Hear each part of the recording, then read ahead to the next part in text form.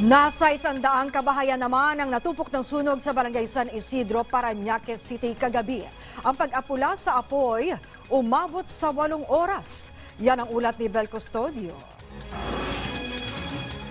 Pulang-pula ang paligid nang sumiklab ang sunog sa bahaging ito ng Barangay San Isidro, Parañaque alas 7 kagabi. Gamit ang mga balde, nagbayanihan ng mga residente sa pag-apula ng sunog. Kani-kaniyang salba ng mga gamit ang mga residente. Ang veteran actor na si John Arcilla humahangos pauwi ng bahay mula sa kanyang taping. 2 bahay na lang daw ang lapit ng sunog sa kanila. Katapos nung taping ko, largan, sugod na kami, ng driver ko dito. Pero alam ko wala naman ako magagawa. Sabi ko, di ko alam kung anong mangyayari. Sabi ko, kasi nasa likod na namin.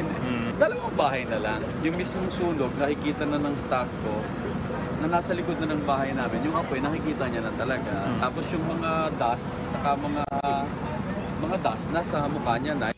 Laking pasasalamat ni Arcilla at hindi nadamay ang bahay niya. Pero halos 106 na po mga bahay ang natupok ng sunog na umabot sa ika-4 na alarma. Nahirapan din ng mga bumbero, lalo't masisikip ang mga iskinita.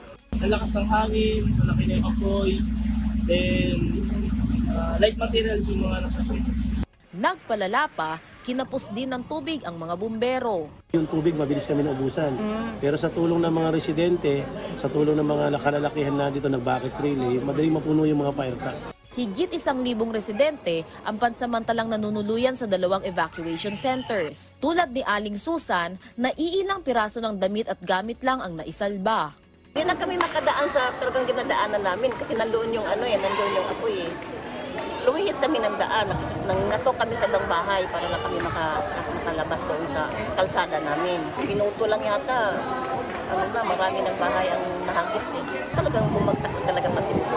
Wala na kami masasalba. Doble kalbaryo naman sa mga evacuees ang init ng evacuation center na ito dahil walang kuryente. May generator nga pero wala namang operator. Ang PWD na si Rabinal Pedronio nagtitiis na lang.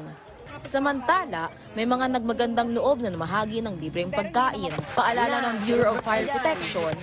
Maliit pa lang, itawag na agad sa bumbero at least ma-prevent natin agad yung paglaki ng apoy. Inaalam pa ang dahilan ng sunog na halos 8 oras tumagal. Vel Custodio para sa Pambansang TV sa Bagong Pilipinas.